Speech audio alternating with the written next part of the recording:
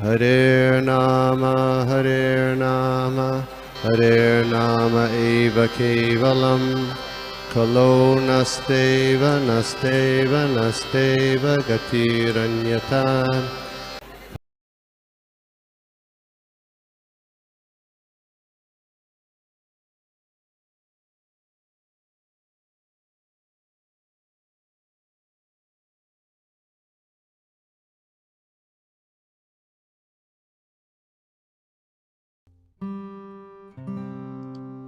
हरे कृष्ण प्रभु जी। चलिए स्टार्ट करते हैं।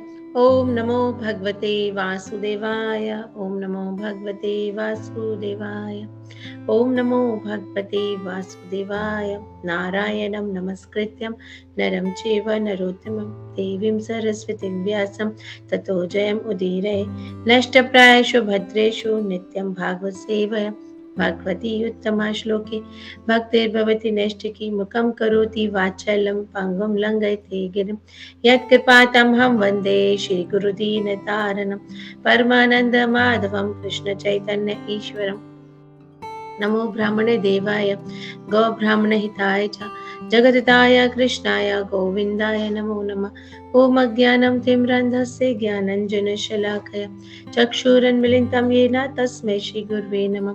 नमः ओम विष्णुपदाय कृष्णपृष्ठाय भूतले श्रीमते भक्तिवेदांत स्वामिनिति नामिने नमस्ते सरस्वती देवे गौरवाणी प्रचारिणे निर्विशेष शून्यवादी पाश्चात्य देशतारिणे जय श्री कृष्ण चैतन्य प्रभु नित्यानंद श्री अद्वैता गदाधरा श्रीवासादि गौर भक्तवृंद। Hare Krishna Krishna Krishna Hare Hare Hare Ram Ram Ram Hare Hare. Hare Krishna. Thank you Prabhu ji for giving me this opportunity. Unfortunately मेरे पास श्रीमद् भागवतम कैंटो 3 का हिंदी वर्जन नहीं था, इस चैप्टर का नहीं था क्योंकि है बट वो प्रीवियस चैप्टर का है। तो क्या मैं इंग्लिश में पढ़ दूं? मैं हिंदी में समझा दूंगी फिर। जी क्योंकि मुझे लगा शायद वो मेरे लैपटॉप में होगा, पर वो सिर्फ पार्ट 1 था, पार्ट 2 नहीं था। तो मैं इंग्लिश में पढ़ देती हूँ और फिर हम उसको हिंदी में एक्सप्लेन कर लेंगे। तो canto 3 chapter 19 verse number 29 and 30 मुझको बोलना है। प्रभु जी ने मुझे ये सेवा दी है। तो कैंटो 3 चैप्टर 19 का जो नाम है, इस चैप्टर में आप पढ़ ही रहे हैं डेली। तो इस चैप्टर का नाम है the killing of demon Hiranyaksha, कि जब भगवान ने वरा रूप में आकर के हिरण्याक्ष का वध किया था। तो चलिए पढ़ते हैं वर्स नंबर 29 एंड 30। एतो तु परिषद अस्या सपद्यातव सद्गतिं पुनः कतिपय स्थानं प्रापस्येत हि जन्मभिः। Translation and purport is given by His Divine Grace Srila Prabhupada. Srila Prabhupada ki jai. These two personal assistants of the Supreme Lord, having been cursed, have been destined to take birth in demoniac families. After a few such births, they will return to their own positions. ठीक है। तो यहाँ बताया जा रहा है कि जो हिरण्याक्ष और हिरण्यकाशिपु थे, ये एक्चुअली भगवान के 2 पर्सनल असिस्टेंट थे, जय एंड विजय, जिनको 4 कुमारस ने कर्ज दिया था। अभी हम वो हिस्ट्री भी देखेंगे थोड़ा सा। और उनके कर्ज की वजह से ये लोग राक्षस बन गए थे और 3 बर्थ तक इन्हें राक्षस बनना था। और उसके बाद ये वापस अपने धाम वैकुंठ पहुंच जाएंगे। After few such birth they will return to their own position, और जो उनकी पोजीशन थी जय विजय की, वो ले लेंगे। टेक्स्ट 30 देव उचु। तो क्योंकि भगवान ने हिरण्याक्ष को मार दिया है, तो सभी देवी देवता बहुत खुश हैं। जब भी भगवान किसी राक्षस को मारते हैं तो ये राक्षस और देवताओं का जो युद्ध है वो इटर्नली है, वो होता ही रहता है। और जब भी देवताओं के पर प्रॉब्लम आती है तो वो हमेशा भगवान के पास जाते हैं। अभी भगवान ने हिरण्याक्ष को मार दिया है, तो नेचुरली सारे देवता बहुत ही प्रसन्न होंगे। तो इसलिए वो बहुत सुंदर से, जो ये प्रेयर है बहुत ही सुंदर है, जो भगवान को ग्लोरीफाई कर रहे हैं। देव उचु, उचु का मतलब है प्लूरल में है उचु, यानी सारे देवता एक साथ बोल रहे हैं, है ना। अगर उवाच होता तो कोई एक देवता बोल रहे होते, यानी जितने भी देवता हैं वो एक साथ बोल रहे हैं। क्या बोल रहे हैं? नमो नमस्ते किल यज्ञ तंतवे स्थितो गृहीत्माला सत्वामूर्तये दिष्ट्या हतोऽयं जगतम् अरुन्तदा त्वत्पदा भक्ताय वयम् ईशनिर्वृतः. Translation: The demigod addressed the Lord, all obeisances unto you. You are the enjoyer of all sacrifices.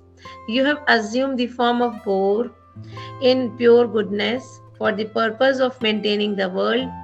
Fortunately for us, this demon, who was torment to the worlds, has been slain by you, and we too, O Lord, are now at ease in devotion to your lotus feet.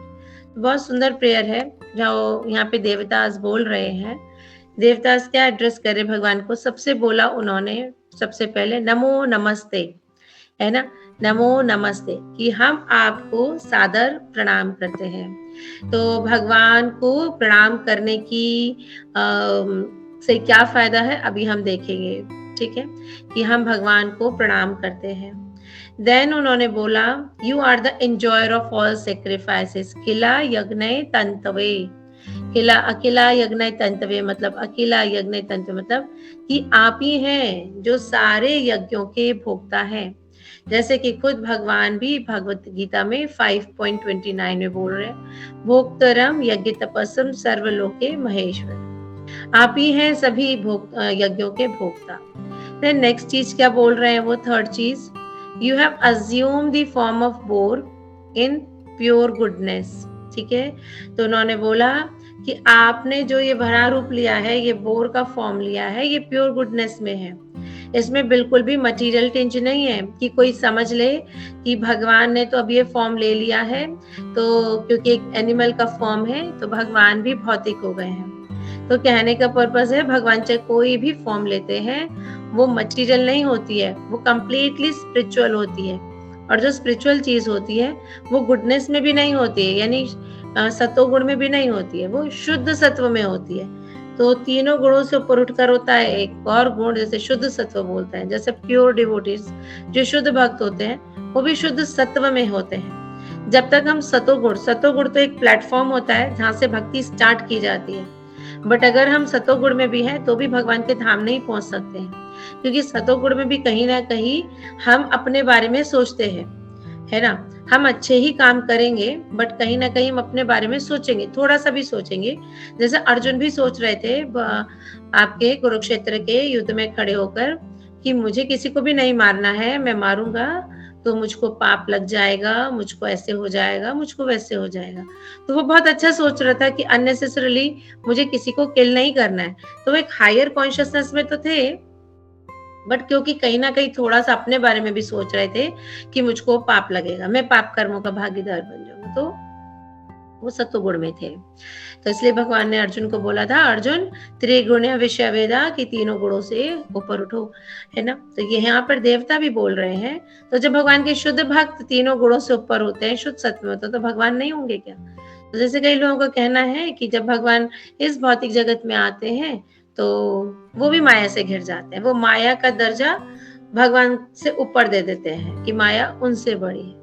कोई भी चीज भगवान से बड़ी नहीं हो सकती है. यही देवता बोल रहे हैं. क्या कह रहे हैं? You have assume the form of bore in pure goodness. और किसके लिए आपने ये फॉर्म ली? अपने आनंद के लिए नहीं. भगवान कुछ भी काम करते हैं तो सिर्फ और सिर्फ वो अपने भक्तों को आनंद देने के लिए करते हैं, और वो कोई भी फॉर्म लेने के लिए रेडी होते हैं.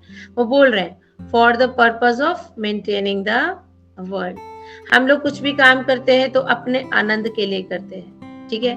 बट भगवान कुछ भी कार्य करते हैं तो वो सिर्फ और सिर्फ अपने भक्तों को ध्यान में रखते हुए करते हैं. जैसे अर्जुन के सारथी बने, भगवान को आनंद नहीं आ रहा था. आनंद आ रहा था किस वे में? कि वो अपने भक्त को सर्व कर रहे हैं, वो अपने भक्त के बारे में सोचते हैं. जैसे भगवान मक्खन चुराते थे, क्यों? क्योंकि गोपियों को आनंद आता था. तो जब भक्त आनंद लेते हैं भगवान को भी बहुत आनंद आता है ना. जैसे जब भगवान आनंद लेते हैं तो भक्त को आनंद आता है, इस तरह से, ठीक है. तो कितनी चीज हो गई. उन्होंने पहले प्रणाम किया, उन्होंने बोला आप सारे सेक्रीफाइसेस के भोक्ता हैं. देन उन्होंने बोला कि आप बोर की फॉर्म लेते हैं जो प्योर गुडनेस में है, यानी शुद्ध सत्व में है, इसका कोई मटेरियल उससे लेना देना नहीं. और क्यों लेते हैं? इस जगत को मेंटेन करने के लिए. थर्ड 3 चीजें हो गई. ठीक है. Then, fortunately for us, this demon who was torment to the world has been slain by you. तो बोल रहे कि जो ये डीमन था, जो ये राक्षस था, सब लोगों के लिए बहुत कष्टदायक बना हुआ था और अभी आपके द्वारा वो मार दिया गया है ना. O Lord, and we too, O Lord, are now at ease and devotion to your lotus feet. तो हम आपके चरण कमलों की सेवा करना चाहते हैं. ठीक है, तो चलिए पॉपट पढ़ते हैं. पॉपट बाय शिला प्रभुपाद की जय. The material world consists of three modes: goodness, passion and ignorance, but the spiritual world is pure goodness. तो जो भौतिक जगत है हम देखते हैं इसमें तीन गुण है, सतोगुण, रजोगुण, तमोगुण. इसी को ही भौतिक प्रकृति कहते हैं. ठीक है ना, ये तीन गुणों से ही बनी है और यहाँ पर हर चीज इन तीन गुणों में है. कोई भी आप चीज उठा के देख लो, ऐसा नहीं हो सकता कि नहीं वो इन तीन गुणों में नहीं है. ठीक है, हमारा खाना पीना, हमारा बोलना, हमारा चलना, हमारे कपड़े पहनना, हमारा रहना, the way we behave with others, कुछ भी आप देख लो इन तीन गुणों में घूम रहा है. ठीक है, हमारी एक्टिविटीज, तो जो लोग बहुत ज्यादा तमोगुणी होते हैं उनके व्यवहार से पता चलता है. सब कुछ आप देख लीजिए. जो बहुत ज्यादा तमोगुणी होता है उनका खाना पीना आप देखिए क्या होता है, जो सतोगुणी होते हैं उनका खाना पीना देखिए. ठीक है, बट जो स्पिरिचुअल वर्ल्ड है वो किस में है? प्योर गुडनेस में. वहां पर कुछ भी मटेरियल टेंज नहीं है. इसलिए अगर हमें वहां पर जाना है तो हमें शुद्ध सत्व तक जाना पड़ेगा. सतोगुण से भी काम नहीं चलेगा. तो हमें भक्ति के अंदर 4 रेगुलेटरी प्रिंसिपल्स बताए जाते हैं, आप सब लोग को पता होगा. तो उन 4 रेगुलेटरी प्रिंसिपल्स को फॉलो करके, पता है ना आप सब लोग को 4 रेगुलेटरी प्रिंसिपल्स? तो ऐसा तो नहीं जिनको नहीं पता. हरे कृष्णा, मेरी आवाज आ रही है ना क्लियर? यस पता. एक दो लोग नए हैं शायद उनको नहीं पता होगा. अच्छा, ओके. तो ओके. तो जो 4 रेगुलेटरी प्रिंसिपल्स होते हैं जो हमको बताए जाते हैं, नो मीट ईटिंग, कि हमें मांसाहार नहीं करना है. नो इंटॉक्सिकेशन, किसी भी तरह का इंटॉक्सिकेशन नहीं, इवन चाय और कॉफी भी नहीं मना की जाती है हमें, क्योंकि चाय कॉफी भी एक इंटॉक्सिकेशन है. लोगों को लत लग जाती है, अगर चाय कॉफी नहीं पीते हैं सुबह उठकर तो उनको सर में दर्द है. तो कोई भी एक ऐसी चीज जिसके बिना हम ना रह पाए वो एक इंटॉक्सिकेशन है. तो इंटॉक्सिकेशन हमें करना है, बट किसका करना है? सिर्फ कृष्ण प्रेम का करना है. कृष्ण का करना है कि एक दिन ऐसी स्थिति आ जाएगी कृष्ण के बिना ना रह पाए, तो उससे क्या होगा? कृष्ण के धाम पहुंच जाएंगे. बट अगर इस भौतिक जगत में किसी भी चीज के प्रति हमने आसक्ति रखी, नशा हो गया, हम ये इसके बिना नहीं रह सकते, हम उसके बिना नहीं रह सकते, तो वो चीज हमको फिर हम उसको भौतिक जगत में आएंगे. तो इवन हमें छोटी छोटी चीजें भी मना की, नो टी, नो कॉफी, किसी भी तरह का कोई जुआ नहीं खेलना है, नो गैम्बलिंग. अच्छा, नो इंटॉक्सिकेशन और मीट ईटिंग में हमारे प्याज लहसुन भी आता है. ठीक है, ये भी नहीं हमें करना होता. And then no illicit relationship, कि कोई भी अगर हस्बैंड वाइफ है तो हस्बैंड का किसी और लेडी से या वाइफ का किसी और मेल से. ठीक है, ये सब नहीं होना चाहिए. इससे हमारी प्योरिटी खत्म होती है, ये गलत होता है.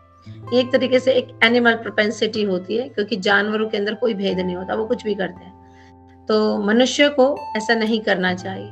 तो जब हम ये 4 रेगुलेटरी प्रिंसिपल्स फॉलो करते हैं तो हम मनुष्य बन जाते हैं, क्योंकि अब नहीं तो जनरली लोग मनुष्य भी नहीं रह गए. मनुष्य अधम हो चुके हैं, नराधम हो चुके हैं. नहीं, नरों में भी अधम की पता ही नहीं मनुष्य जीवन क्या है.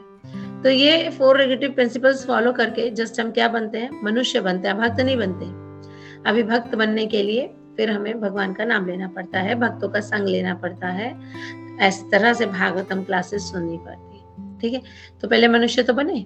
तो जो सतोगुण है वो एक प्लेटफॉर्म है, तो इसमें एटलीस्ट हम सतोगुण में आते हैं क्योंकि कोई गलत काम नहीं कर रहे हैं. और इस सतोगुण के प्लेटफॉर्म से भक्ति स्टार्ट जब हमारी होती है तब धीरे धीरे हम शुद्ध सत्व में आते हैं. तो जो भगवान का धाम है वो प्योर गुडनेस में है. It is said here that the form of the Lord is pure goodness. Prabhupada ने लिखा कि यहाँ पे पर्पट में ऊपर मेंशन है, जो देवता बोल रहे हैं कि आपका जो ये फॉर्म है, जो बोर फॉर्म आपने लिया है, वराह फॉर्म आपने लिया है, ये शुद्ध सत्व में है. Which means it is not material, मतलब इसमें कोई भी भौतिक एलिमेंट नहीं है. अगर वो कहते गुडनेस में है तो यानी वो सतोगुण में होता, बट सतोगुण भी भौतिक गुण है, तो यानी उसमें भौतिक गुण है. इसलिए उन्होंने स्पेशली बोला ये प्योर गुडनेस में है. In the material world there is no pure goodness. इस भौतिक जगत में शुद्ध सत्व नहीं मिलता। इस भौतिक जगत में 3 ही गुण मिलते हैं, रजोगुण, सतोगुण, रजोगुण एंड तमोगुण। भौतिक जगत में शुद्ध सत्व नहीं मिलता है, तो फिर कैसे हम शुद्ध सत्व में आएंगे? भक्ति करके ही हम इस भौतिक जगत में शुद्ध सत्व में आ सकते हैं। बाकी अपनी भौतिक जगत की जो प्रॉपर्टी है वो यही है, सतोगुण, रजोगुण, तमोगुण। तो यहाँ पर सारे लोग इन्हीं तीनों गुणों में घूम रहे हैं, सारी चीजें यहाँ की वही है, ठीक है ना। बट जब हम भक्ति करते हैं तब हम शुद्ध सत्व में आते चले जाते हैं। In the Bhagavatam the stage of pure goodness is called सत्वम विशुद्धम। विशुद्धम मतलब Vishuddha means pure.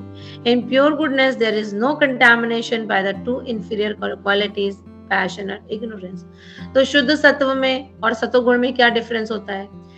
प्रभुपाद बता रहे हैं, सतोगुण जो इस भौतिक जगत का गुण है, इस जगत में कोई भी व्यक्ति, आप ये नहीं बोल सकते हो कि ये 100% सतोगुण में है, नहीं। कुछ ना कुछ उसमें मटेरियल टेंज होगा, कुछ ना कुछ उसमें रजोगुण और तमोगुण होगा ही होगा, मिक्स्ड होता है, ठीक है, उसमें ये क्वालिटीज रहती हैं। बट जो शुद्ध सत्व में यानी प्योर गुडनेस, एक हो गया गुडनेस, जो प्योर गुडनेस है ना, जैसे हम कहते हैं कि प्योर घी, प्योर मिल्क, अब इसमें बिल्कुल भी कंटामिनेशन नहीं है, इसमें कुछ भी दूषित नहीं है, वो बिल्कुल 100% प्योर है। वो चलिए बात की बात है कि ना हो, ठीक है, बट जिस तरह से एडवर्टाइज किया जाता है कि प्योर काउ मिल्क, प्योर घी, प्योर काउ घी, ठीक है ना, इसमें किसी भी तरह की 1% या फ्रैक्शंस में जरा सी भी मिलावट नहीं है। तो इसी तरह से शुद्ध सत्व भी है कि उसमें जरा सी भी तमोगुण और रजोगुण की मिलावट नहीं है। तमोगुण रजोगुण मतलब या सतोगुण मतलब जहाँ कहीं भी थोड़ा सा भी हम अपने बारे में सोच रहे, जैसे अर्जुन थोड़ा सा भी अपने बारे में सोच रहा था, वो भगवान की इंस्ट्रक्शंस को फॉलो नहीं कर रहा था। बट जब भगवान ने उपदेश देना शुरू किया, बहुत समय से वो अर्जुन सुन रहे थे और एज इट इज भगवान के इंस्ट्रक्शंस फॉलो करें। तो इसी तरह से हम लोग भी जब हमको जो इंस्ट्रक्शंस दी जाती हैं एज इट इज उनको फॉलो करते हैं और अपने बारे में नहीं, गुरु और कृष्ण के बारे में सोचते हैं, तो वो प्योर गुडनेस होता है। कोई सोचेगा अच्छा तो फिर क्या हम पागल हैं, हम तो अपने बारे में सोच नहीं रहे, तो हमारी भी तो कोई खुशियां वगैरह हैं, हमें भी तो खुश रहना है।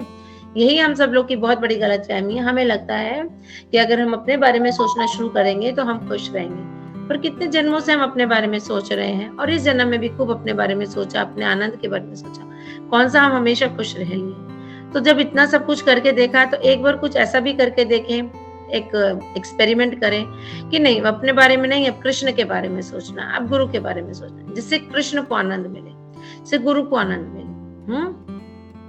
देखते हैं उसमें क्या मजा है, क्या हमें आनंद मिल रहा है कि नहीं मिल रहा। 100% उसमें 100% आनंद मिलेगा। अभी तो हम छोटे छोटे आनंद खुशियों के पीछे भागते रहते हैं, वो भी नहीं मिलती हैं, आधी अधूरी सी हमें मिलती हैं। बट जब हम कृष्ण को आनंद देने के लिए लग जाते हैं तब हमें पता चलता है कि रियल आनंद क्या है, ठीक है। So in pure goodness there is no contamination by two inferior qualities. तो जो शुद्ध सत्व है उसके अंदर रजोगुण तमोगुण की मिक्सिंग नहीं होती है क्योंकि शुद्ध सत्व में बैठा हुआ व्यक्ति कभी अपने बारे में नहीं सोचेगा, हमेशा कृष्ण को आनंद देने के बारे में सोचेगा और इसलिए हमेशा आनंदित रहेगा। So therefore the form of the boar in which the Lord appeared is nothing of the material world. तो जो भगवान ने ये बड़ा फॉर्म लिया था, है ना, हिरण्याक्ष को मारने के लिए, इसका भौतिक जगत से कोई लेना देना नहीं था। There are many other forms of the Lord, but none of them belong to material qualities. कितनी फॉर्म है, भगवान राम बन के आए, भगवान कृष्ण आए, भगवान नरसिंह बनकर आए, वामन रूप भगवान ने लिया, मत्स्य फॉर्म भगवान ने ली, है ना। कोई भी आप फॉर्म देख लीजिए भगवान की, है ना, वो क्या है, कंप्लीटली तीनों गुणों से ऊपर है। Such forms are not different from the Vishnu form. ये सारे विष्णु तत्व होते हैं। And Vishnu is the enjoyer of all the sacrifices, यानी सारे यज्ञों का जो भोक्ता है वो कौन है, विष्णु। तो यज्ञ का क्या मतलब होता है, तो यज्ञ का जनरली लोग मतलब निकालते हैं कि आग वाग जला के बैठ गए, उसमें आहुति डाल रहे हैं ना, ओम नमो करके, ऐसे करके, है ना, ठीक है, एक यज्ञ ये होता है। एक यज्ञपति हमारे भगवान है, भगवान भगवद गीता में कह रहे यज्ञ नता अर्थ कर्मणो अन्यत्र लोक्यम कर्म बंधना, कि सारे यज्ञ को मेरे लिए करो, अन्यत्र लोक्यम कर्म बंधना, अदरवाइज तुम कर्म के बंधनों में फंस जाओगे। एक तीसरा यज्ञ की डेफिनेशन होती है कि कोई भी ऐसा कार्य जो भगवान को आनंद देने के लिए किया जा रहा है वो यज्ञ बन जाता है। कोई भी कार्य, जैसे फॉर एग्जाम्पल एक बच्चा पढ़ाई कर रहा है, ठीक है, अब उसका जो पर्पस है पढ़ाई करने का वो ये नहीं है कि जब वो पढ़ लिख के बड़ा हो जाएगा कुछ कमाएगा तो वो उससे अपनी इंद्रियों को सेटिस्फाई करेगा, नहीं, वो उस लक्ष्मी से भगवान को सर्व करना चाहता है, प्रभुपाद के इस मिशन को आगे बढ़ाना चाहता है, इस्कॉन की सेवा में लगाना चाहता है, वो इसीलिए पढ़ रहा है। मोटिव भी उसका यही है, ठीक है, अपनी भी जरूरतें हैं वो पूरी करेगा, बट जो प्राइम मोटिव है वो ये नहीं है कि इंद्रिय तृप्ति में लगाएगा। फर्स्ट प्रायोरिटी है कि वो भगवान की सेवा करेगा। तो वो कार्य अपने आप में क्या बन गया? यज्ञ बन गया, ठीक है ना। अभी हम लोग रात को सोते हैं, सुबह सोकर उठते हैं, ठीक है, जो भक्त लोग हैं, पर उनका उठने का पर्पस क्या होता है? उनका उठने का पर्पस नहीं होता कि वो उठ करके मॉर्निंग वॉक पे जा रहे हैं या योगा कर रहे हैं, ये भी करते हैं, but this is the secondary, ये एक सेकेंडरी होता है। फर्स्ट जो होता है प्राइमरी मोटिव क्या होता है कि हम उठेंगे और मंगल आरती करेंगे और अपने ब्रह्म मुहूर्त में जो है 16 माला निपटाएंगे, मतलब 16 ना निपटाएंगे, 16 माला बहुत अच्छे से नाम लेंगे। तो ये एक्टिविटी, एक भक्त का उठना भी जो एक्टिविटी है वो क्या बन गया? यज्ञ बन गया। सोचिए, क्योंकि वो भगवान को आनंद देने के लिए उठा है, और उसके बाद अपना जो सेकेंडरी है योगा जो भी तुम्हें करना है वो कर रहे हैं। फर्स्ट ये था। इवन भक्त का सोना भी यज्ञ है। अरे सोना तो इग्नोरेंस, तमोगुण माना जाता है, नहीं, वो सो रहा है क्योंकि ये मटेरियल बॉडी मिली है उसको, अभी इस मटेरियल बॉडी में रेस्ट भी चाहिए, नहीं तो अगले दिन भगवान की सेवा कैसे होगी। तो पर्पस यही है कि हम थोड़ा विश्राम करें सो दैट इस शरीर से भगवान की सेवा कर पाए अगले दिन, यानी भगवान को आनंद दे पाए। तो यानी सोना भी यज्ञ। तो भक्त का हर कार्य यज्ञ में बदल जाता है ना, क्योंकि वो हर कार्य कर ही किसके लिए रहा होता है? भगवान को आनंद देने के लिए। तभी जो संकीर्तन यज्ञ, जो हम हरे कृष्ण कृष्ण कृष्ण हरे हरे, हरे राम राम राम हरे, इसे बोलते संकीर्तन यज्ञ। किसके लिए किया जा रहा है? भगवान को आनंद देने के लिए किया जा रहा है। बट हम क्या करने लगते हैं? हम इसमें अपना आनंद ढूंढने लगते हैं, और फिर हमको नहीं आनंद मिलता कि हमें तो चैंटिंग बहुत बोरिंग लग रही है, हमें नहीं मजा आता, क्योंकि हम अपराध भी बहुत करते हैं। क्योंकि ये चैंटिंग हमको अपने आनंद के लिए नहीं मिली है, ऐसी चैंटिंग करे कि भगवान को आनंद मिले। तो जब ऐसा होता है तो अपने आप आनंद मिलना शुरू हो जाता है। ऐसे कैसे? भगवान को आनंद देने से हमको कैसे आनंद मिलेगा? क्योंकि भगवान का एक नाम है गोविंद। गोविंद का मतलब होता है, गो मतलब होता है सेंसेस, इंद्रियां, और गो मतलब होता है काउस, जो भगवान गैयाओं को आनंद देते हैं और जो भगवान इंद्रियों को आनंद देते हैं। तो जब हम भगवान की इंद्रियों को आनंद देते हैं ना, तो भगवान का एक नाम है ऋषिकेशा। ऋषिकेशा मतलब जो इंद्रियों के कंट्रोलर है। तो हमारी इंद्रियों के कंट्रोलर वही हैं। तो जैसे ही हम भगवान को आनंद देना शुरू करते हैं, तो क्योंकि भगवान ही इंद्रियों के कंट्रोलर हैं, तो क्या करते हैं? भगवान उन इंद्रियों को आनंद देना शुरू करते हैं। और अब ऐसा आनंद आता है कि इस भौतिक जगत में किसी भी चीज में आपको वैसा आनंद नहीं मिलेगा। वो फीका लगेगा, वो मिसिंग लगेगा, थोड़ी बहुत देर के लिए लगा हुआ मिलेगा आपको, बट ये नहीं की बात, ठीक है। तो इसीलिए तो हम जो भी कार्य करें वो भगवान के आनंद के लिए करें, ना कि अपने आनंद के लिए करें। तो इसलिए बोला जाता है Vishnu is the enjoyer of all sacrifices. जब हम अपने आनंद के लिए करते हैं तो हम इस जगत के कर्म बंधन में बन जाते हैं, और हमें वो आनंद भी नहीं आता, हमें खुशी भी नहीं मिलती। फॉर द टाइम बीइंग हम खुश हो जाएंगे, but not in the long term कि हम हमेशा सेटिस्फाइड फील करेंगे, नहीं। बट जब हम कोई भी कार्य कर रहे हैं, कोई भी तपस्या, कोई भी अर्चना, किसी भी तरह का कार्य, पर्पस है कि हम इससे भगवान की सेवा करेंगे, क्योंकि भगवान ही यज्ञों के एंजॉयर हैं, तो हमें अपने आप आनंद मिलेगा। कोई व्यक्ति नौकरी कर रहे हैं, एक पर दो व्यक्ति वहां एक कंपनी में नौकरी कर रहे हैं, एक का पर्पस है कि जब सैलरी मिलेगी तो वो भोगेगा, दूसरे का पर्पस है कि जब सैलरी मिलेगी तो जितनी उसकी मैक्सिमम कैपेसिटी उससे वो भगवान की सेवा में लगाएगा, ठीक है। और जो भी उसको मिल रहा है वो उसमें बहुत सेटिस्फाइड है, वो खुश है, उसको ज्यादा की हाई भी नहीं, क्योंकि वो मान रहा है कि यस भगवान ने मेरे लिए यही सैंक्शन किया हुआ है, तो बस उससे वो भगवान की सेवा कर रहा है और जो अपनी जरूरत है। So Vishnu is the enjoyer of all sacrifices. So the sacrifices which are recommended in the Vedas are meant to please the Supreme Personality of Godhead. ठीक है। तो जितने भी यज्ञ हैं, जो भी यानी यज्ञ मतलब कोई भी कार्य है, वो बना ही इसलिए है कि हम भगवान को आनंद दें। अगर किसी भी कार्य को हम इसलिए कर रहे हैं कि हम आनंद लें, तो वो हमें इस जगत के कर्म बंधनों में बांधता है। अगर हम भगवान के आनंद के लिए कार्य करते हैं, तो हम इस जन्म कर्म के बंधन से बाहर निकलते हैं, ठीक है। अब एक व्यक्ति अपने घर में बहुत बड़ा सा टीवी लेकर आता, स्मार्ट टीवी। अब एक भक्त भी स्मार्ट टीवी लेकर आ रहा है, बहुत बड़ा सा, हो सकता है अब भक्त से ज्यादा बड़ा ले आए वो स्मार्ट टीवी। अब कोई सोचोगे अरे और ये भी ये सब कुछ करते हैं, नहीं।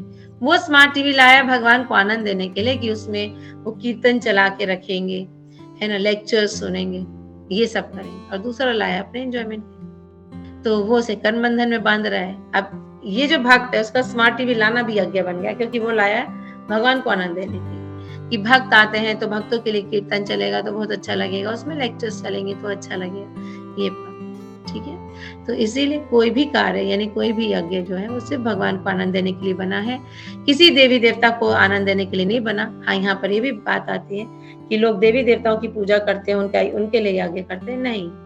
यज्ञ का पर्पस ये नहीं है ना। समसिद्धि हरितोषणम, कोई भी कार्य का पर्पस है तो सिर्फ भगवान को आनंद देना है। क्योंकि अगर हम देवी देवताओं को भी आनंद देने की कोशिश करते हैं और उनसे कुछ मांगने की इच्छा रखते हैं, तभी उनकी पूजा पाठ करते हैं, तो देवी देवता अपने आप से कुछ नहीं दे सकते, क्योंकि सबके अंदर भगवान बसते हैं। और सब देखिए देवी देवता ही तो प्रेयर कर रहे हैं भगवान को, और वही बोल रहे हैं कि आप ही सारे सेक्रीफाइसेस के इंजॉयर हैं। अब जब देवता यही बोल रहे हैं, तो फिर हम देवताओं को आनंद क्यों दे रहे हैं, भगवान को ना दे। तो जब हम देवताओं को इस तरह से आनंद देते हैं, तो देवताओं को भी खुशी नहीं होती, उनको लगता है कि नहीं, हम नहीं है इसके इंजॉयर। इसके इंजॉयर तो देखा जाए सही बात में तो विष्णु है, आपको उसको ही देना चाहिए। बट ठीक है, क्योंकि कलयुग में हर कोई इतना इंटेलिजेंट नहीं है, कुछ नहीं तो चलो देवताओं तक तो किया, बट रियल इंजॉयर कौन है, कृष्ण। तो ये यहाँ पे बोल रहे हैं, in ignorance only people try to satisfy many other agent, but the real purpose of life is to satisfy the supreme lord. तो अज्ञानतावश भूल जाते हैं हम लोग कि लाइफ का रियल पर्पस क्या है, कि भगवान को सेटिस्फाई करना। भगवान को तो सेटिस्फाई करते नहीं है, और इधर उधर सब देवी देवताओं की को सेटिस्फाई करने में लगते हैं, कि दुर्गा देवी की उपासना कर लेते हैं, हनुमान जी की कर लेते हैं, शिव जी की कर लेते हैं। अरे ये सब भगवान के परम भक्त हैं, और इनको भी बहुत ज्यादा आनंद मिलता है जब हम भगवान की सेवा करते हैं। भगवान की सेवा छोड़कर अगर हम इन लोगों की सेवा करते हैं तो इन्हें अच्छा नहीं लगता है, क्योंकि they are the good devotees, they are the pure devotees, है ना। शिव जी परम वैष्णव हैं, उनसे बड़ा वैष्णव कोई नहीं है, उनसे बड़ा भक्त नहीं है। हनुमान जी के बारे में सबको पता है ना, किस तरह से हनुमान जी दास से भाव में भगवान राम और सीता महारानी की सेवा करते हैं, ठीक है। वैष्णवी यानी देवी माँ, उनका तो नाम ही वैष्णवी है। तो वैष्णवी वैष्णव के नहीं बोलते जो भगवान के भक्त होते हैं, वो भगवान की सिस्टर है। उन्हें अच्छा थोड़ा लगेगा कि उनकी सिस्टर को मान रहे हैं, और जिसका सब कुछ है उसको नहीं मान रहे। तो रियल पर्पस है भगवान को आनंद देना। ये खुद सबने किसने बोला है, देवी देवता ही बोल रहे हैं, you are the real enjoyer. All sacrifices are meant to please the Supreme Lord.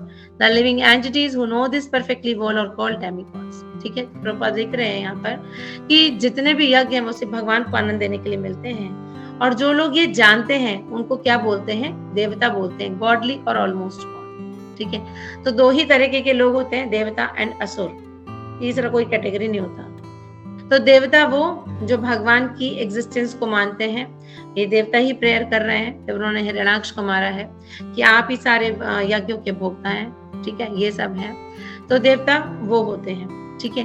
असुर जो भगवान की एग्जिस्टेंस को नकार देते हैं कि नहीं, कोई कृष्ण भगवान नहीं है, हमने हमारी दृष्टि में कृष्ण भगवान नहीं है, हमारी दृष्टि में वो भगवान है, ये भगवान है, नहीं। तो वो सिंपल एज सिंपल एक असुर होगा, जैसे हिरण्याक्ष हिरण्यकशिपु थे, वो अपने आप को भगवान मानने की कोशिश कर रहे थे। तभी हिरण्याक्ष का अगर आप पृथ्वी को उठा के गर्भोदर क्वेश्चन में ले गया, आप सब लोगों ने ये पढ़ा होगा पीछे, ठीक है ना।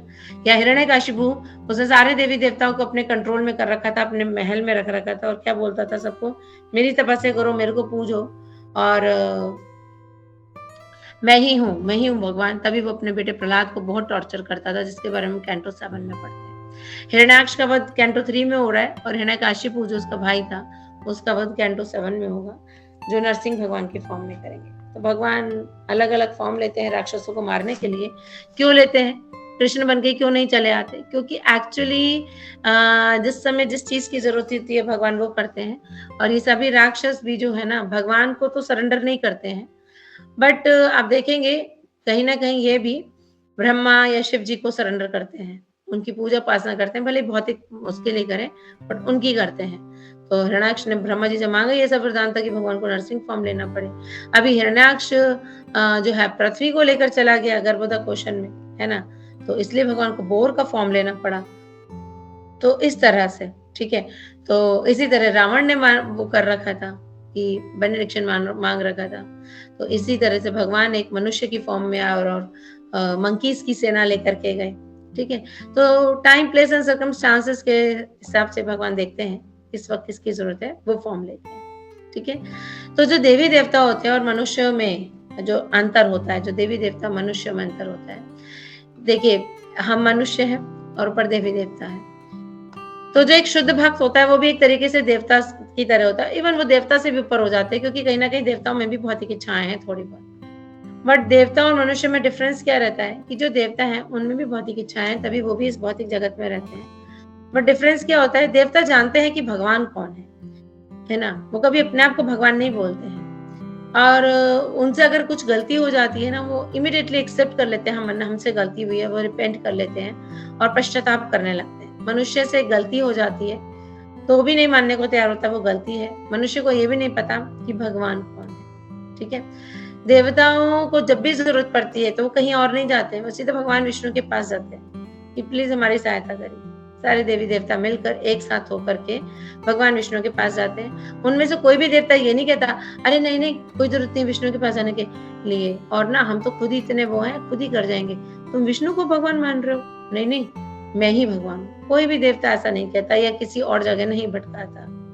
बट मनुष्य में है, अगर हम सब जैसे जो भक्त हैं वो कह रहे हैं कि कृष्ण ही भगवान है, बट नहीं हम तो इनको भगवान मानेंगे, हम तुम्हारा कहना क्यों माने, हम तो उन्हें भगवान माने।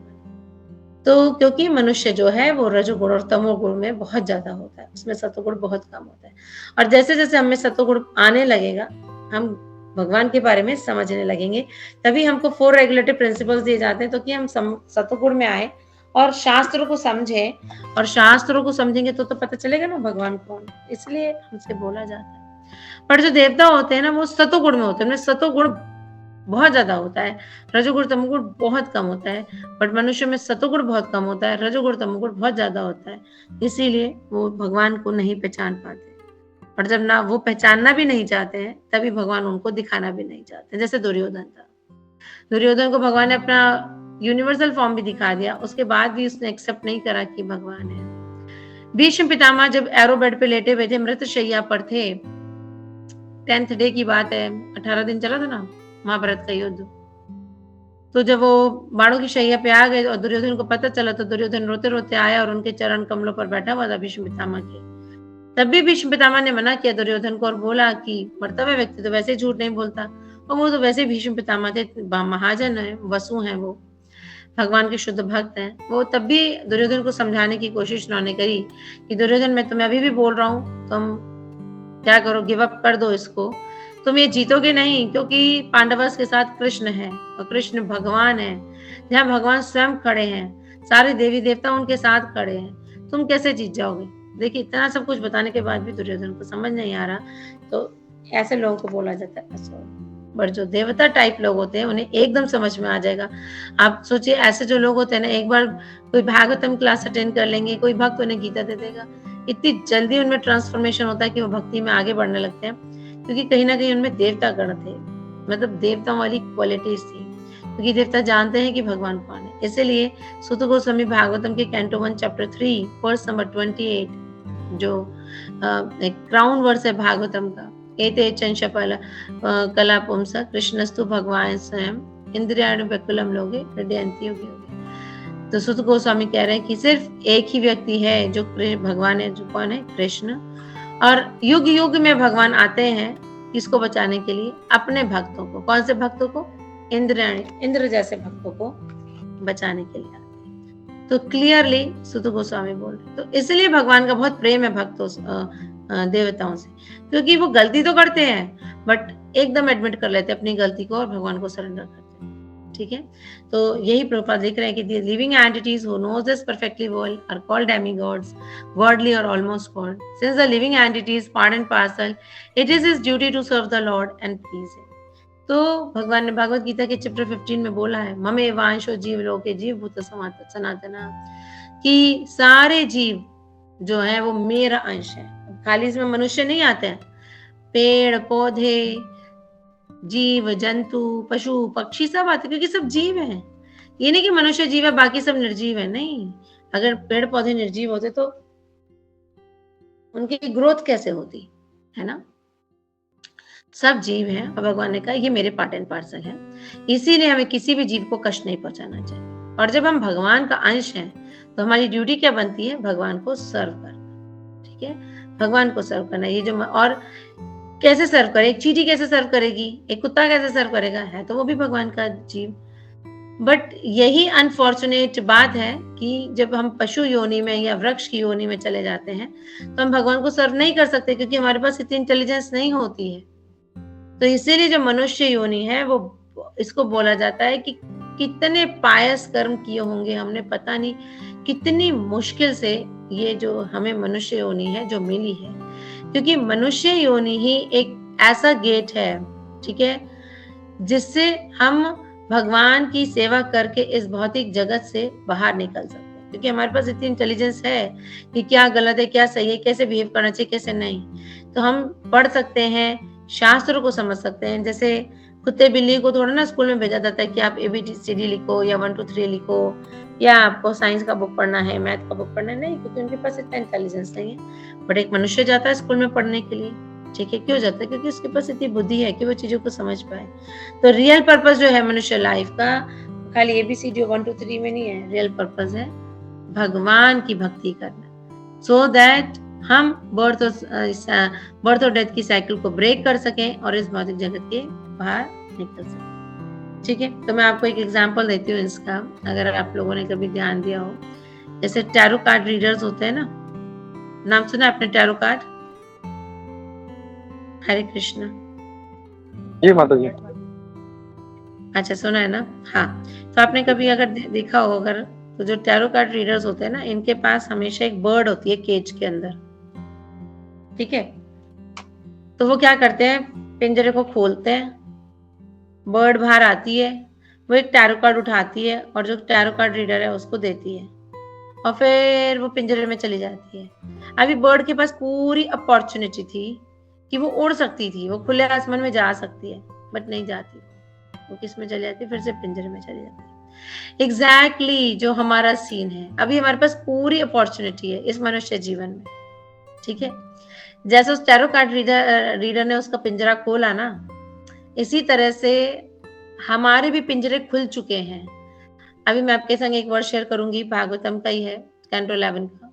हमारे भी पिंजरा खुल चुका है, हम भी उड़ सकते हैं, क्योंकि हमारे पास इतनी बुद्धि है, क्या सही है क्या गलत है, मेरे जीवन में कष्ट क्यों आ रहा है, उसके संग अच्छा क्यों होता है, मेरे संग बुरा क्यों होता है, ओहो भगवान कितने पार्शल हैं, मैं तो कितनी अच्छी हूँ, मेरे संग बुरा, वो कितना बुरा, उसके संग अच्छा, क्यों ऐसा क्यों हो रहा है। इन सारे प्रश्नों के कोई आंसर जो हमको भगवत गीता में मिलते हैं। तो ये भगवान ने हमें बुद्धि दे रखी है। तो ये जो गेट है मनुष्य जीवन, जिसका ताला खोल के हमें ऊपर उड़ जाना है, हवा में उड़ जाना है, इस भौतिक जगत को पार करते हुए स्पिरिचुअल वर्ल्ड में ब्रह्म ज्योति से होते हुए राधा श्याम सुंदर के चरणों में जाके गिरना है, जो गोलोक वृंदावन है। हम पे वो स्वतंत्रता, पर कब, जब अपनी बुद्धि का प्रयोग करेंगे। नहीं तो जिस तरह से वो बर्ड पिंजरे में चली जाती है, अगर हमने अपनी बुद्धि का प्रयोग नहीं किया दोबारा से इस पिंजरे में आ जाएंगे। अब पता नहीं मनुष्य शरीर मिलेगा कि नहीं मिलेगा, हो सकता है किसी पशु का शरीर मिल जाए, ठीक है। तो ये तो इसीलिए since the living entity is the part and parcel of the supreme lord, it is his duty to serve the lord and please him। ठीक है, जैसे एक पेड़ के पत्ते होते हैं ना, जब तक वो पेड़ पे लगे होते हैं वो कितने हरे भरे होते हैं, है ना, खिलखिला रहे होते हैं, सब कुछ कर रहे होते हैं। बट जब एक पेड़ का पत्ता पेड़ से अलग होकर नीचे गिर जाएगा, कितने दिन वो खिलखिलाएगा, चाहे आप उसमें कितना भी पानी डाल दो, फर्टिलाइजर डाल दो, वो क्या हो जाएगा, सूख ही जाएगा। बट अगर वो पेड़ पे लग रहा है तो खिलखिलाएगा, क्योंकि रूट्स में पानी जा रहा है और सब पत्तों को मिल रहा है, और वो पेड़ का एक पार्ट था, है ना, तो उसी से अटैच्ड वो अच्छा लग रहा था। बट जैसे ही अलग हुआ वो सूखा हो गया, मुरझा गया। इसी तरह से हम भगवान के पार्ट एंड पार्सल हैं। तो जब भगवान से अपने आप को कनेक्ट करेंगे तो बहुत सुंदर लगेगी। ठीक है, तो देखिए आप हनुमान जी को देखिए एज ए मंकी, कितने सुंदर थे। उनका जो कांड है रामायण में वो सुंदर कांड कहलाता है, सबसे सुंदर कांड, क्योंकि सुंदरता किस चीज की थी? उनकी भक्ति की सुंदरता थी। ठीक है, सुंदरता की एक्सटर्नल ब्यूटी नहीं होती, ये तो एज के साथ खत्म हो ही जाएगी, जब हम ओल्ड हो जाएंगे, रिंकल्स पड़ जाएंगे। रियल सुंदरता है भक्ति की, जब हम भगवान के भक्त बनते हैं। तो इसलिए उनकी कांड का नाम सुंदर कांड रखा गया। जटायु देखिए रामायण के अंदर कितने सुंदर थे। कोई कहेगा जटायु क्या सुंदर थे, वो तो बर्ड थी, सुंदर क्या थे। अब देखिए ऐसी मृत्यु किसको प्राप्त होती है? जो भगवान राम की गोद में अपना शरीर को त्याग रहे। सोचिए गजेंद्र देखिए, एलिफेंट, हाथी था। हाथी कौन सा सुंदर होता है, इतना मोटा होता है हाथी, बट देखिए उसने कितनी ब्यूटीफुल प्रेयर्स करी और हाथी होकर उसने मोक्ष पा लिया, है ना, पाया ना मोक्ष। तो कितने ही एग्जाम्पल आप देख सकते हो ऐसे। ठीक है, तो रियल सुंदरता है जब हम अपने आप को भगवान से कनेक्ट करें। तो देखिए गजेंद्र की प्रेयर्स भागवतम में आती है। हाथी प्रेयर बोल रहा भागवतम में आ गई, क्यों? क्योंकि उसका जो डिवोशन है उसको खूबसूरत बना रहा था। तो भक्ति का जो बात है, जो भगवान के लिए हमारे अंदर भक्ति है, वो हमको खूबसूरत बनाती है। एक्चुअली एक्सटर्नल ब्यूटी तो खत्म हो ही जाएगी एक दिन। ठीक है, तो इसीलिए हम भगवान के पार्ट एंड पार्सल हैं। और जब हम भगवान को सर्व नहीं करते हैं तो इसलिए हमारी जिंदगी उदास, अपसेट से, मुरझाए से हम लेते हैं। सब कुछ होगा तब भी एक होता है ना, एक चमक वो नहीं होती है, कहीं ना कहीं एक डिससेटिस्फैक्शन होता है, क्योंकि हमने अपने आप को भगवान से डिटैच कर लिया। हमें भगवान से डिटैच नहीं होना, हमें भगवान से अटैच होना है, इस भौतिक जगत की चीजों से डिटैच होना है। हमने उल्टा कर रखा है, इस भौतिक जगत की चीजों से अटैच हो रखे, भगवान से डिटैच, और वो हमारे दुख का कारण है। जैसे ही भगवान से अटैच हो जाएंगे और धीरे धीरे अपना भी भौतिक जगत से डिटैच हो जाएंगे, अपने आप इतना आनंद मिलेगा। नहीं तो देख लीजिए हमारी सराउंडिंग में सभी लोग ऐसे हैं कि जिस तरह से पत्ती पेड़ से अलग होकर मुरझा जाती है, मृत्यु आ जाती है उसकी, है ना। नहीं तो अगर पेड़ पे लगी होती तो हो सकता और भी लंबे समय तक जीती। तो इसी तरह से जब हम भगवान से अलग होते हैं तो हम किस तरह से मुरझाए जाते हैं। ठीक है, हमारे सामने जो एक अभक्त है उसके सामने भी मृत्यु आती है, भक्त के सामने भी मृत्यु आती है। बट अभक्त के सामने जो मृत्यु है वो भगवान आते हैं काल के रूप में, बट भक्त के सामने जो मृत्यु आती है वहां साक्षात भगवान प्रेजेंट होते हैं और उसको अपने साथ वैकुंठ या गोलोक वृंदावन धाम लेके जाते हैं। This is the difference between the death of two people, devotee death and materialistic death. ठीक है, तो ये होता है। तो श्लोक है ये एक्चुअली कैंटो 2 में, हाँ कैंटो 2 का श्लोक है, जहाँ बताया जा रहा है कि किस तरह से सूर्य उदय के साथ साथ और सूर्य अस्त के साथ साथ हमारी लाइफ स्पैन फिनिश होते जा रही है। किसी को नहीं पता कब किसका लाइफ स्पैन फिनिश हो जाए, ठीक है, और उसकी मृत्यु हो जाएगी। बट जो भक्त है उनके संग ऐसा नहीं होता है। क्यों? भक्त नहीं मरते हैं, नहीं भक्त मरते हैं, बट भक्त के लिए आगे भी सेवा ही रहती है। वैकुंठ के डोर खुले होते हैं, भगवत धाम के डोर खुले होते हैं, वो वहां जाके सेवा करेगा और अपने स्वरूप को प्राप्त होगा। शरीर तो वैसे भी मृत्यु तो वैसे भी शरीर की होती है। बट जो अभक्त है रियल में मृत्यु उसी के लिए है, क्योंकि फिर से वो पिंजरे में फंसेगा। जैसे वो बर्ड थी, वो उड़ सकती थी बट नहीं उड़ी, इसी तरह से इस मनुष्य जीवन में हम उड़ सकते हैं, भौतिक जगत से बाहर फ्लाई कर सकते हैं, स्पिरिचुअल वर्ल्ड जा सकते हैं, बट हम नहीं करते हैं क्योंकि हम इंद्रिय तृप्ति में लगे रहते हैं। So the demigods are all attached to the personality of God, and for their pleasure, the demon who was the source of trouble to the world was killed. तो यहाँ प्रभुपाद कह रहे हैं कि जितने देवी देवता होते हैं वो भगवान से बहुत कनेक्टेड रहते हैं और उनको आनंद देने के लिए ही भगवान ने क्या करा, उसको हिरण्याक्ष को मारा। Purified life is meant to please. तो अगर हम कार्य भगवान को आनंद देने के लिए कर रहे हैं तभी उस लाइफ को हम कहेंगे वो प्यूरिफाइड लाइफ है।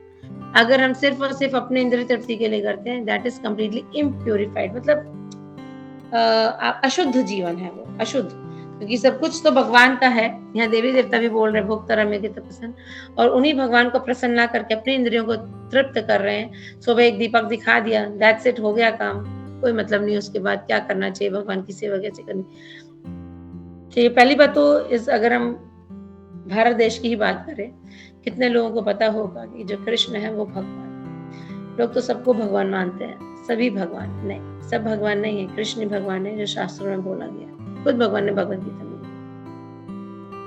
So purified life is meant to please the Lord, and all sacrifices performed in purified life are called Krishna consciousness. तो purified life का मतलब ही यही है कि जब हम भगवान की भक्ति कर रहे हो तो देखिए, है ना, तो यहाँ प्रभुपाद ने लिखा कि all sacrifices performed in purified life are called Krishna consciousness.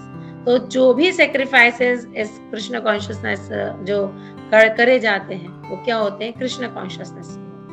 सो रहा है भक्त, वो एक यानी वो कृष्ण कॉन्शियसनेस को रिप्रेजेंट कर रहा है, क्योंकि वो अपने शरीर को इतना ही आराम दे रहा है जितना जरूरत है, 5 से 6 घंटे जो प्रभुपाद ने बोला है, और उसके बाद वो कृष्ण भक्ति में। तो ये सारे कार्य उसके यज्ञ बन जाते हैं। भक्त के लिए सारे कार्य यज्ञ हैं, और जब वो यज्ञ कर रहा है क्योंकि भगवान को आनंद दे रहा है, तो उस पर किसी भी कार्य की रिएक्शन नहीं आएगी, वो फ्री रहेगा। So this Krishna consciousness is developed by devotional service as clearly. और ये जो कृष्ण भावना भावित है, हम कैसे डेवलप करें अपने अंदर? सिर्फ और सिर्फ भक्ति करके, है ना, डिवोशनल सर्विसेज करके। कि हम पे टेम्पल से कोई सेवा आई है, जो भी हमें सेवा आई है, बहुत हैप्पीली उस सेवा को एक्सपेक्ट, उस सेवा के संग हमें जस्टिस करना चाहिए। कभी ये नाप तोल नहीं करना चाहिए, अरे मेरे को तो ये सेवा मिलती, मेरे को तो ये सेवा होनी चाहिए थी। नहीं, ये मटीरियल वर्ल्ड में चलेगा, कृष्ण कॉन्शियसनेस में नहीं चलेगा। या जो भी सेवा मिली है, भगवान के आशीर्वाद मांग के, हम पहली बात हमें सोचना चाहिए हम होते कौन है? भगवान की सेवा करने वाले। मतलब हमारी इतनी औकात है, हम कितने पतित और कितने गंदे, और भगवान द मोस्ट प्योर पर्सनालिटी है ना, तो प्योरेस्ट पर्सनालिटी है वो, जो भगवान जो अर्जुन भगवत गीता के चैप्टर 10 में बोल, और हमें उनकी सेवा की अपॉर्चुनिटी मिल रही है, और हम ये देख कर ठुकरा, अरे नहीं उनको तो बड़ी सेवा दे दी, मुझे तो छोटी दे दी। जो जैसी सेवा मिले, सेवा तो मिली, बस हमें इसके लिए खुश होना चाहिए। कोई सी भी सेवा हो, किसी भी सेवा में मना नहीं करना चाहिए। एंड दिस, और इसी को कहते हैं भक्ति, और इसी से क्या होगा, हमारा कृष्ण कॉन्शियसनेस आगे डेवलप होता चला जाएगा। ठीक है, तो मैंने आपको पूरा पर्पट हिंदी के साथ साथ एक्सप्लेन कर दिया। अब मैं आपको देखिए, तो यहाँ प्रभुपाद ने बताया कि जो प्यूरिफाइड लाइफ है is meant to please the lord. ठीक है, सिर्फ और सिर्फ भगवान को आनंद देने के लिए बना है। बहुत सुंदर वर्स आता है कैंटो 11 के अंदर, दिखाई दे रहा है आप लोगों को?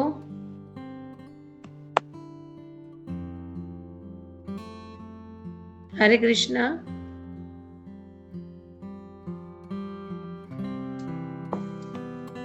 जी माता जी दिख रहा है, दिख रहा है ना? ओके, क्योंकि मुझे आप लोगों के नहीं दिखाई दे रहे हो ना, मैंने स्क्रीन शेयर करके, तो मुझे पता नहीं चल रहा है। एक मिनट। यस, दिख रहा है ना सबको? नहीं, तो दूसरा खुल गया। यस माता जी, हरे कृष्ण माता जी। तो क्या बोला है इसमें? लब्ध्वा सुदुर्लभम इदं बहु संभवन्ति मनुष्यमर्थदम अनित्यम अपि धीरः तूर्णं यतेतना पतेदनुमृत्ययवान् निःश्रेयस्य विषय कालु सर्वतासयान्। लब्ध्वा सुदुर्लभम इदं बहु संभवन्ति, बहुत इंपॉर्टेंट। लब्ध्वा सुदुर्लभम, बहुत मुश्किल से, दुर्लभम भी नहीं बोला है, सुदुर्लभम, बहुत बहुत मुश्किल है ये ह्यूमन लाइफ को प्राप्त करना। ठीक है, बहु संभवन्ते, पता नहीं कितने कितने जन्मों के बाद हमको ये लाइफ मिलती है। 84 लाख योनियां होती हैं, आप सब लोग को पता होगा। ठीक है, तो सबसे पहले आता है एक्वेटिक, जलचर, यानी जो जल में रहने वाले प्राणी हैं, वो 9 लाख होते हैं। ठीक है ना। देन उसके बाद आते हैं पेड़ पौधे, 9 लाख, मतलब काउंटिंग में नहीं है, कैटेगरीज है 9 लाख। ठीक है, देन आते हैं हमारे पेड़ पौधे, सब तरीके के पेड़ पौधे, 20 लाख कैटेगरी है पेड़ पौधों की। ठीक है, आप काउंट करते चले जाएगा, हो सकता है मैं कुछ गड़बड़ भी कर दूं। 20 और 9 29 हो गया। देन आपका कौन आता है? 11 लाख। 11 लाख आपके होते कीड़े मकोड़े। कितना हो गया बताइए?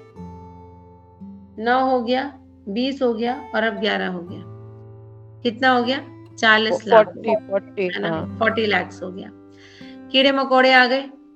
हाँ, ठीक है। अभी आपका आता है 10 लाख। हाँ, 10 लाख आपके होते हैं birds. Yes, no 10 lakh I think आपके होते हैं रेप्टाइल्स। ठीक है, तो इस तरह से हो गया 50 लाख। एंड देन फिर आपके आते हैं बर्ड्स, या बर्ड्स एंड रेप्टाइल्स एक में ऐसे कुछ करके आता है ना, 10 लाख। एंड देन आपका आता है 30 लाख जो है, जो बीस्ट होते हैं, जो 4 लेग्ड एनिमल्स होते हैं, ठीक है, 80 हो गया। और 4 लाख आते हैं आपके मनुष्य। अगेन ये नंबर नहीं है, काउंटिंग नहीं है, 4 लाख मनुष्य नहीं है, मनुष्य तो आप देखो बहुत ज्यादा है। कैटेगरीज आते हैं, जैसे देवी देवता भी इसी कैटेगरी में आ जाते हैं, 4 लाखों में। असुर हो गए, ये सब इसमें आते हैं। तो आप देखो सबसे कम जो कैटेगरी है वो मनुष्य की है। कोई 10 लाख है, कोई 20 लाख है, कोई 30 लाख है। 4 लेग्ड एनिमल्स 30 लाख टाइप के होते हैं। और इन सब को क्रॉस करने के बाद सबसे लास्ट में मनुष्य जीवन मिलता है। देखिए, हम पानी में रहने वाले कीड़े मकोड़े, देन पेड़ पौधा, then insect, then bird, then आपके बर्ड एंड रेप्टाइल्स जो थे, एंड देन बीस्ट जो 4 लेग्ड एनिमल, उसके बाद जाके मनुष्य जीवन मिलता है। और मनुष्य जीवन में भी हमको मिल गई कृष्णा कॉन्शियसनेस। सोचिए कितना रेयर है, कितने मनुष्य घूम रहे हैं, कितने तो अनसिविलाइज होते हैं, है ना। उसमें भी हमें मिल गई कृष्णा कॉन्शियसनेस बोनाफाइड गुरु का साथ। सोचिए क्या रेयर से रेयर कॉम्बिनेशन होगा। तो बहुत जन्मों के बाद, इतनी सारी स्पीशीज में से निकलने के बाद, तो क्या हम भी रहे होंगे या हम सब बने होंगे? हम पेड़ पौधे भी बने होंगे, हम पानी का कोई जीव भी बने होंगे, और तरह तरह के जीव होते, पता नहीं क्या क्या बने होंगे, है ना। कभी हम भी गहरे गहरे समुद्र में नीचे मछली बन के तैरे होंगे, हमें पता भी नहीं है, ठीक है। तब उसके बाद जाकर के हमें मनुष्य जीवन मिलता है, ठीक है। मनुष्यम अर्थ, देखिए लिख रहे ना, मनुष्य मिलता है, जन्म मिलता है। अर्थदम, और जिसकी ग्रेट वैल्यू है, क्योंकि इसी मनुष्य योनि से हम भगवत धाम जा सकते हैं, ठीक है। बट प्रॉब्लम क्या है इसका? अनित्यम, ये अनित्य है, ये परमानेंट नहीं है कि कोई सोचा रहे परमानेंट है, आज नहीं तो कल भक्ति कर लेंगे, पता लगा कल का दिन ही नहीं देखा तो कहां से हो गई भक्ति फिर। अनित्यम अपीता धीरहा, ठीक है ना।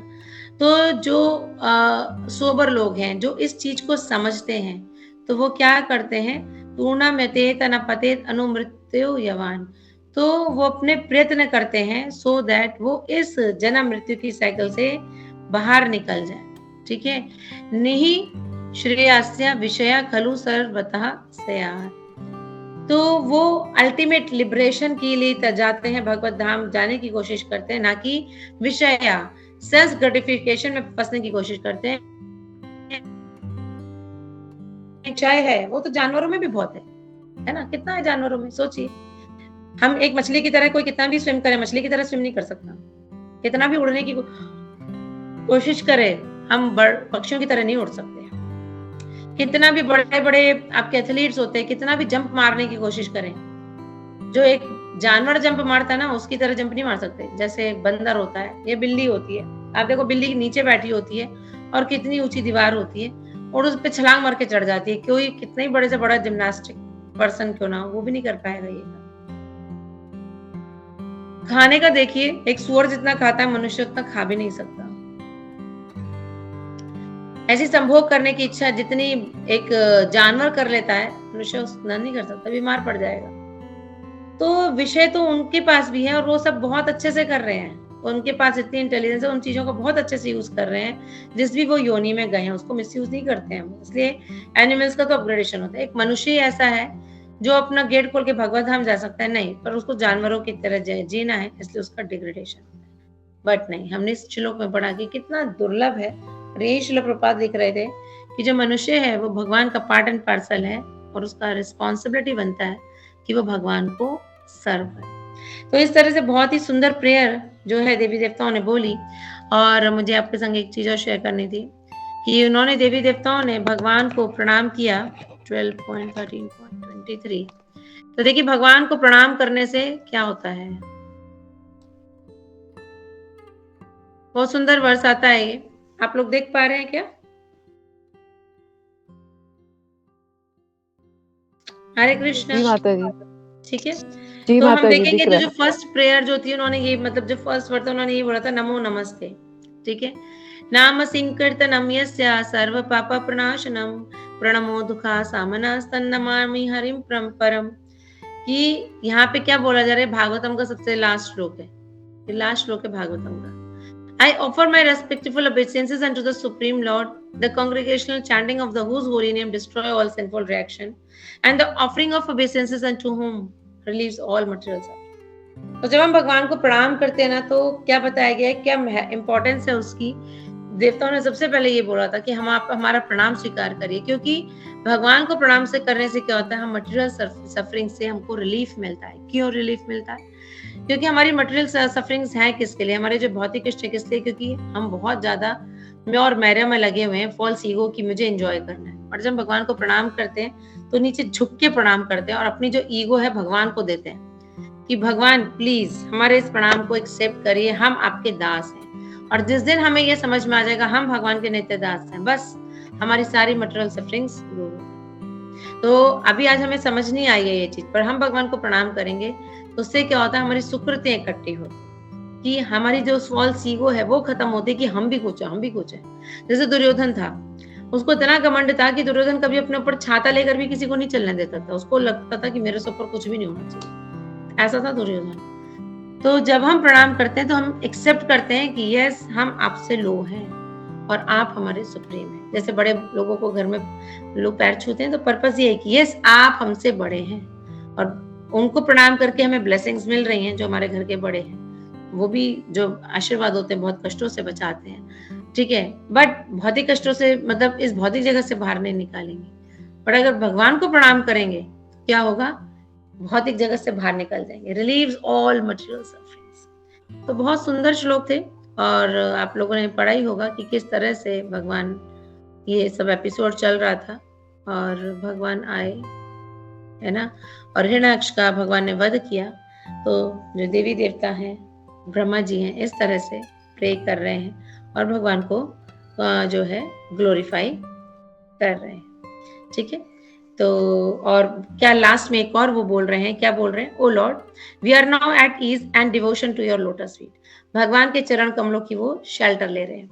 तो भगवान के, इसका भी एक श्लोक आता है भागवतम में, वैसे तो बहुत श्लोक है बट मैं शेयर करती हूँ आपके साथ कि भगवान के चरण कमल में ऐसा क्या है कि हम बोलते हैं कि उनके चरण कमलों की हमको शेल्टर लेनी चाहिए। तो देखिए यहाँ पर भी ये देवता ही बोल रहे हैं, कैंटो 3 चैप्टर 5 का ही श्लोक है, इसी कैंटो के 5th चैप्टर का श्लोक है, 39th वर्स, और ये भी देवता ही बोल रहे हैं। क्या बोल रहे हैं, नमाम तदेव पदार विंदम प्रपन्नतापो पश्मात पात्रम येन मूलकेता यतयो नजोसुरु संसार दुखम बहिरुतिक्षपन्ति।